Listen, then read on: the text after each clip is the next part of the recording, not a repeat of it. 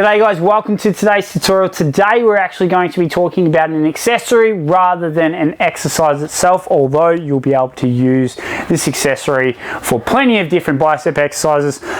Today's accessory that we're going to be talking about, look, I'm going to go with the name that I purchased it under. So it is called the Bicep Boomer. I am sure there is a far better name for this particular accessory. However, that's what I bought it under, so we're going to roll with it today. If you know a better one, please shoot me a message and I'll amend this particular tutorial. This bad boy was made really famous by the man himself, Mr. Arnold Schwarzenegger. There's a really good picture out there actually of him using this to do a standing barbell curl, which is why we have opted for the barbell today, and really good way to isolate our biceps. Now, let's discuss why we would use this or when we would use this. This is a really good sort of manipulator or a mimic of a preacher curl. So obviously if times are tough, very much like the situation we're in now with COVID, where you might be only limited to say free weights, you haven't got the accessories or the big machines and all the rest of that stuff, you haven't got much room, very much like we have here. An accessory like this, now I'm not going out and saying to buy this, because you can do whatever you like. I get no cut out of anything, so do whatever you want to do, but this is a very, very cheap and affordable way to mimic a preacher curl by standing up. Obviously, you can do the same thing with a bench. If you are fortunate enough to have an adjustable bench, you can place an arm over the top, or even, thinking about it now, if you place the pad across here, you grab yourself a dumbbell and you drop your arm like that, you could definitely do a preacher curl off a barbell like that. Nonetheless, we're fortunate enough that we have a Bicep Boomer, so we're going to use it. It is really good in order to stand up and do preacher curl. You can definitely do this even if you have access to preacher curls. It's a really good, fun, different alternative exercise. Now, with this exercise, what we need to be aware of is when we place this on, what we are looking to do is we're actually looking to have this line up maybe just below your nipple line, so that the hooks sit just below your armpits like so. Okay, we don't want it wedged up against our elbow joint. We want it nice and tucked, and we're going to be both pulling down with our elbows into the piece of steel or the Bicep Boomer like so, and we're also going to pull our shoulder blades back and down. This is going to create our stability. Now, because it is an accessory, because it is an exercise, we still need to go through our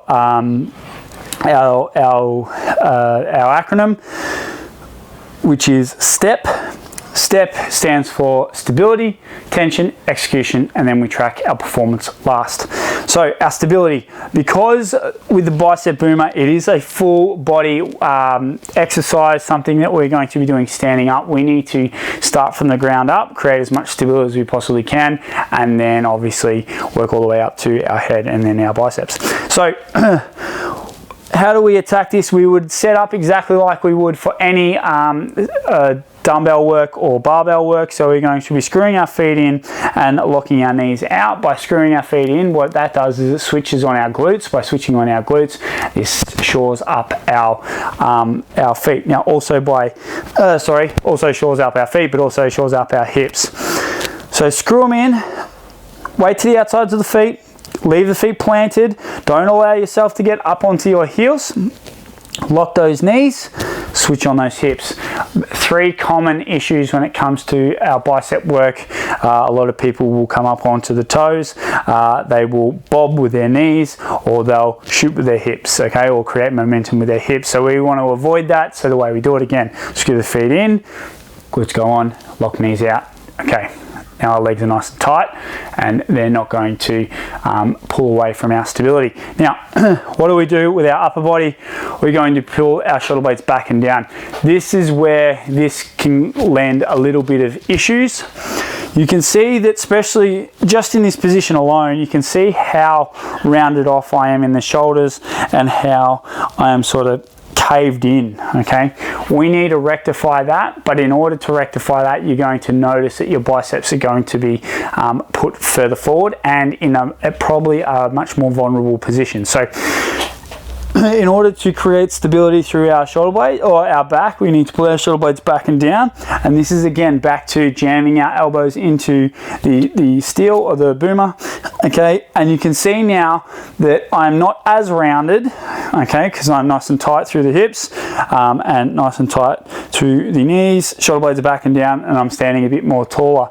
But you can see that when I do this, my arms go from, say, down by my side, okay, to now outright in front.